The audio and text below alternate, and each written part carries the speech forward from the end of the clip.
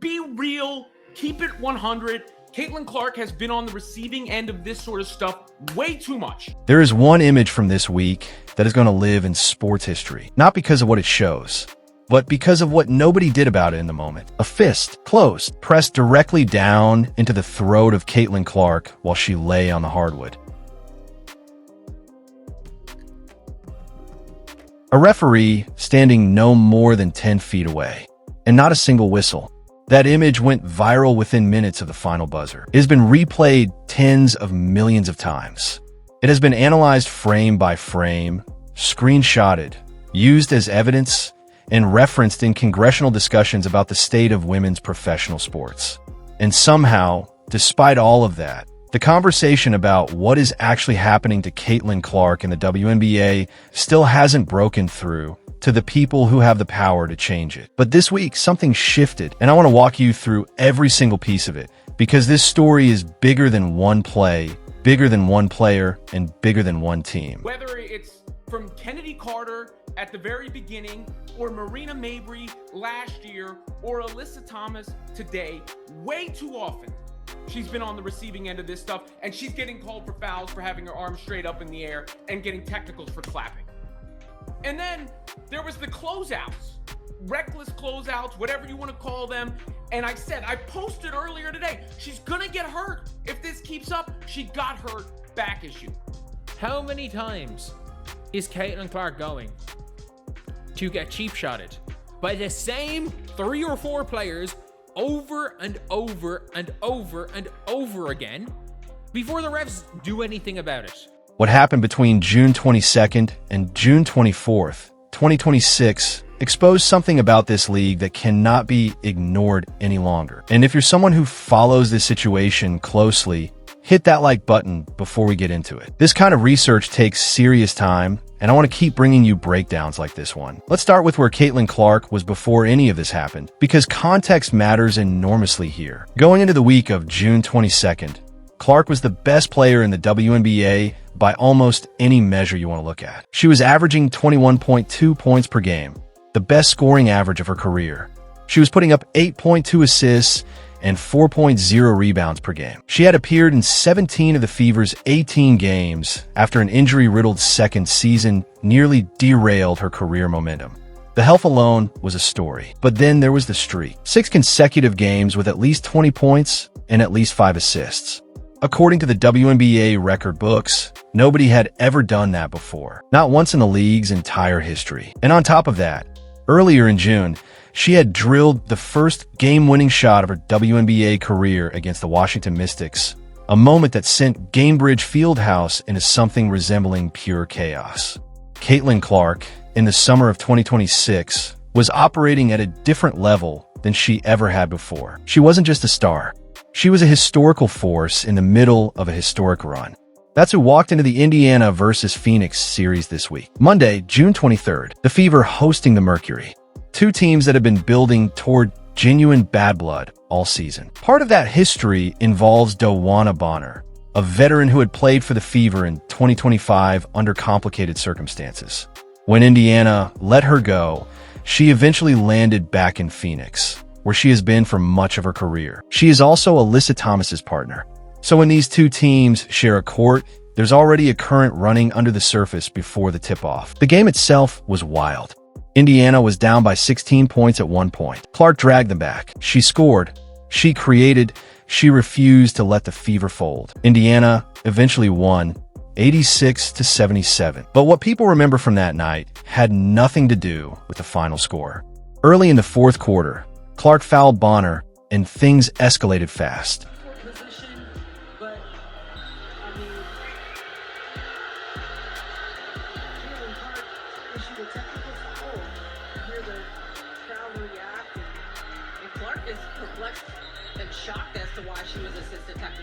Words were exchanged. Players got involved on both sides.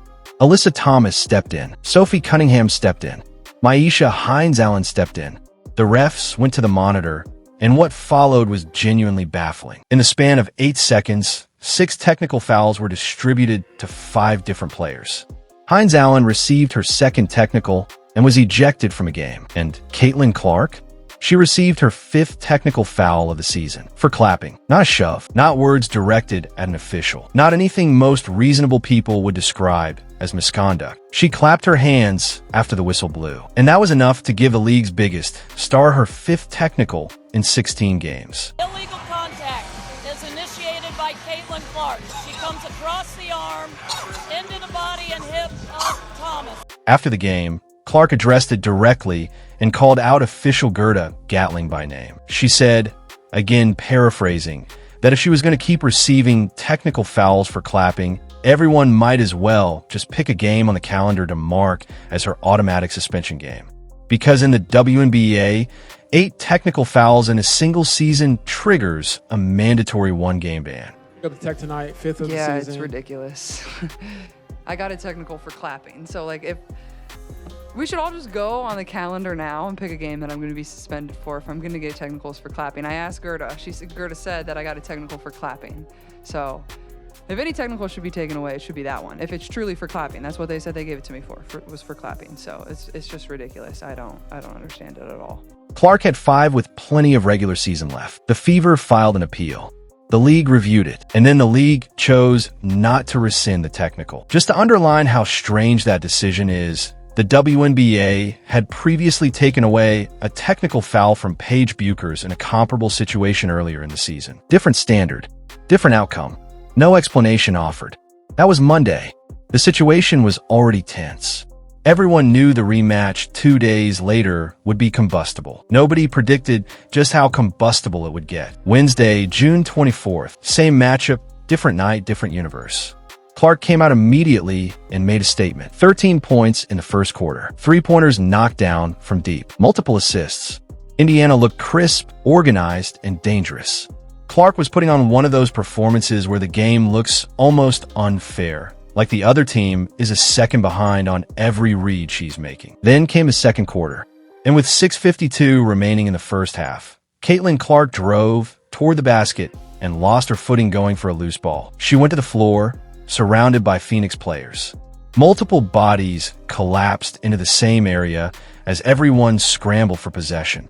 And in that pile, Alyssa Thomas pressed her closed fist into Clark's throat. This was not a flailing arm. This was not incidental contact. The video evidence, which has now been watched by tens of millions of people, shows a deliberate downward motion. A fist pressed into the neck of a player who was already on the ground. Thomas then stood up and stepped over Clark like she wasn't there.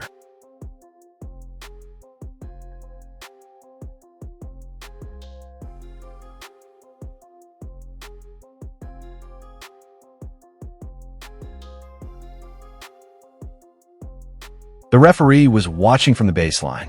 Nothing was called. Play continued. The game moved on. And somewhere in the crowd and in homes across the country, people who saw what just happened in real time were staring at their screens, wondering if they had actually seen what they thought they saw. They had. It did not end there.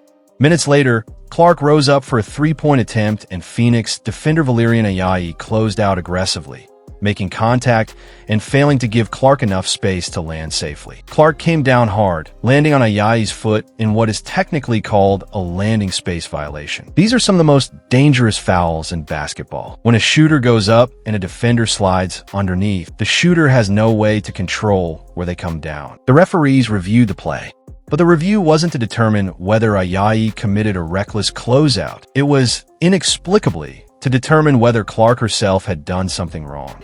Yo, AT tried to take Caitlin Clark out. Look at that elbow. Oh my. She tried to take her out with the elbow.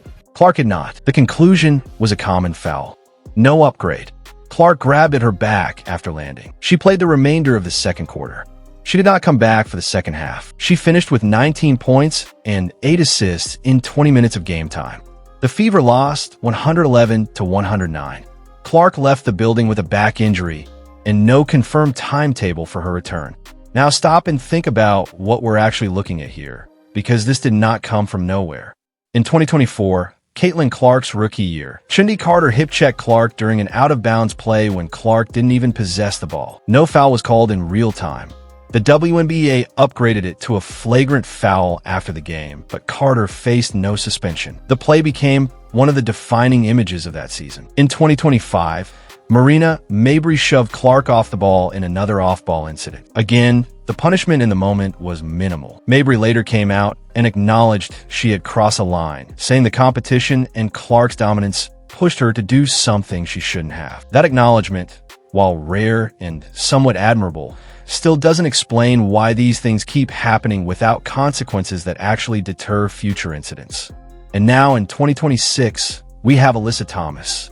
A fist to the throat, a knee during the same scramble, caught on a different camera angle. A pattern of aggressive off-ball contact that escalated across 3 separate games between these two teams in a single week. Shani Carter, Marina Mabrey, Alyssa Thomas, 3 separate players, 3 separate seasons. 3 separate moments where Caitlin Clark absorbed contact that most sports leagues would consider egregious, even in isolation. Together, they form something that looks a great deal less like coincidence. And the consistent part, the part that nobody inside the league has adequately explained, is that the refs in the moment keep not calling it. The reaction this week was different from what we've seen before. Noticeably different. Analysts who had previously stayed quiet or given neutral takes came out hard. Sports journalists who generally avoid the political minefield of the Caitlin Clark discourse were writing sentences like, "The WNBA cannot let this stand." Social media was louder than it has ever been on this topic, and that's saying something given how loud it's been before. But what really mattered was what Stephanie White said. White, the head coach of the Indiana Fever, has had a complicated relationship with her public stance on Clark's treatment. In the past, she's pushed back on Clark's technical fouls, suggested Clark needs to be more aware of her own conduct, and stopped short of fully defending Clark the way many fans wanted. That has frustrated a portion of the Fever fan base significantly. Wednesday night, something snapped. White stood at the post-game podium and called the play absolutely egregious and utterly disrespectful. She said the fist to the throat was crazy, dangerous.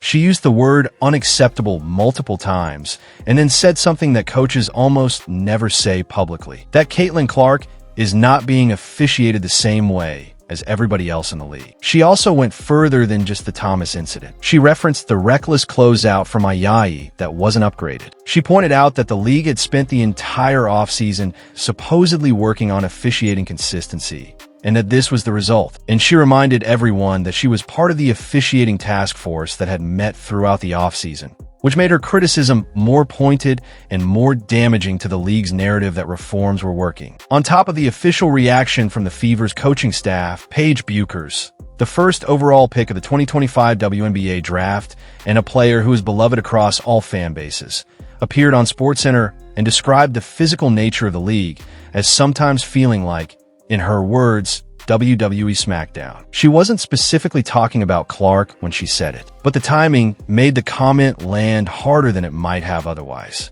When a league insider, a young player with nothing to gain from controversy, is describing her own sport in those terms, it tells you something about what's happening inside the game that doesn't always make it into highlight reels. The next morning, the league acted. The WNBA announced that Alyssa Thomas had received a flagrant foul 2 and a 1-game suspension for recklessly making contact with her fist to the throat area of Indiana Fever guard Caitlin Clark. Thomas served that suspension on June 27th, the same day you're watching this video, when Phoenix visited the Toronto Tempo. For Thomas, a player who had been in the league for 13 seasons and had never once been suspended, it was unprecedented. And yet, 1 game. That's it.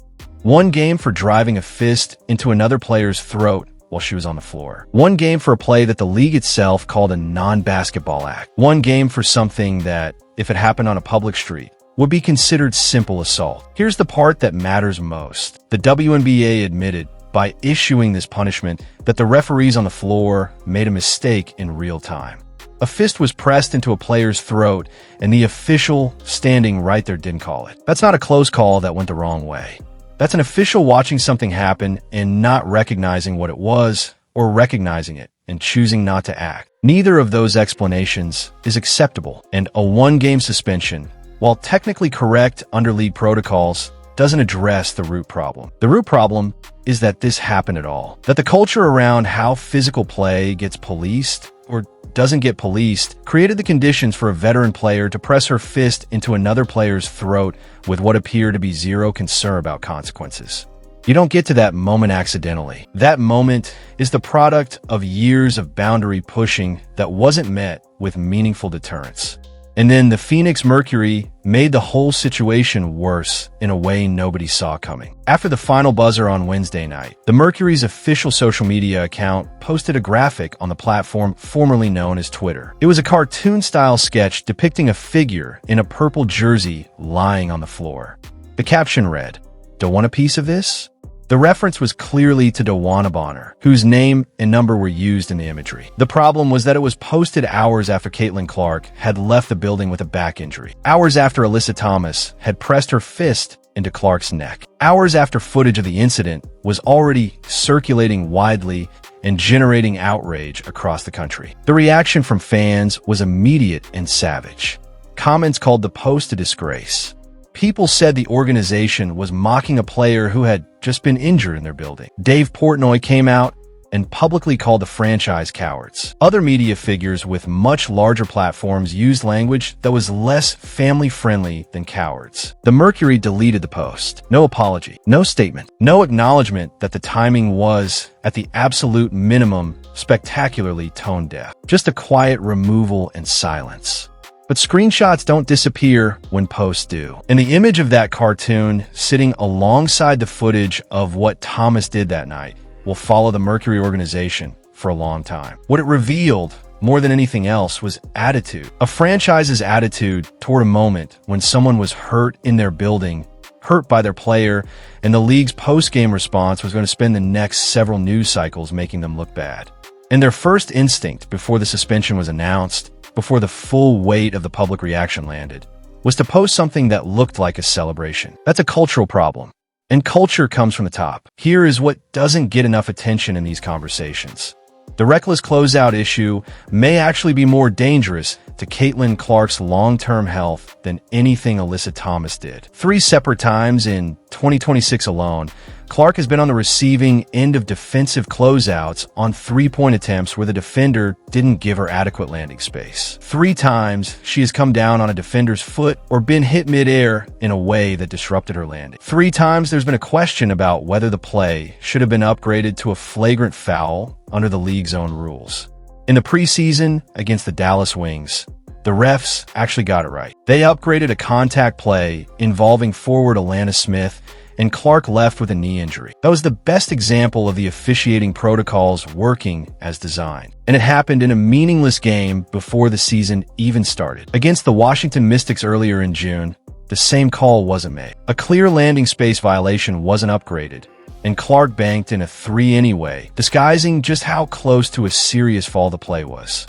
And then Wednesday's Ayayi closeout, where Clark grabbed at her back and subsequently left the game permanently. What makes this particularly serious is the math. 3-point shooting is the most physically vulnerable position in modern basketball. When a shooter goes up for a 3, their momentum carries them forward, and they are entirely dependent on having safe space to come down. There is no way to brace for impact when you're in the air. If a defender closes out and their foot or leg is in your landing zone, you're coming down on it regardless of what you do. Clark is one of the best 3-point shooters in WNBA history. She shoots a lot of 3s. She gets fouled on a lot of 3s. And 3 times in one season. Those closeout fouls weren't called with the severity the league's own rules say they should be. If the trend continues, this isn't a question of fairness anymore. It's a question of whether the league is going to allow their most important player to sustain a serious, career-altering injury because officials can't consistently enforce a rule that exists specifically to prevent that outcome. The Fever and the Mercury have one more regular season game on the books, July 10th in Phoenix. And what happens between now and then will reveal everything about whether this week was genuinely a turning point or just another news cycle that fades before anything actually changes. Because here's the thing, we've been in this conversation before. After Chundi Carter, people said the league needed to act. After Marina Mabrey, people said the situation had gone too far. Commissioner Kathy Engelbert addressed officiating reform publicly after Nafisa Collier broke character and named the problem directly at the end of last season. An officiating task force was assembled. Meetings were held. Changes were announced. And on June 24th, 2026, a referee watched a fist go into Caitlin Clark's throat and let play continue. That is not a reformed officiating culture. That is an officiating culture that has been told the right things to say and still doesn't know what to do when the moment arrives. The WNBA is in the most important period of its history. More money has flowed into the league in the past 2 years than in the previous 3 decades combined. Charter flights, upgraded facilities, salaries that allow players to build real financial security for the first time. The new collective bargaining agreement changed the economic structure of the sport in ways that will matter for generations of players. All of that happened largely because of the explosion of interest that accompanied Caitlin Clark's arrival. That's not a controversial statement. It's reflected in television ratings, ticket sales, merchandise numbers, and the attendance figures that had arenas selling out in markets that had barely filled their buildings for years before. The league cannot afford to damage that momentum with a culture of inconsistency that repeatedly puts its most visible star in physical danger without consequence. The fans who came for Clark will not stay for a product that feels rigged against her. And the new fans who might have joined? Every viral clip of a fist to the throat with no call is a reason for them not to. What the WNBA needs is not another task force or another press release about commitment to player safety. It needs referees who make the call in real time before the video evidence goes viral and the damage is already done. It needs suspensions that actually deter future behavior, not one-game bans that function as the cost of doing business. It needs a cultural shift inside organizations like the one that deleted that post Wednesday night and apparently thought that was an acceptable thing to post in the first place. And most of all, it needs to decide what story it wants to be telling about itself in this moment. Right now, the story the footage is telling is not the one the league would choose. Tell me what you think should happen next. Drop it in the comments. I read every single one, and this topic deserves a real conversation. And if you aren't subscribed yet, do that now. There is more coming on this story, and I promise you don't want to be the person who finds out about it after the fact.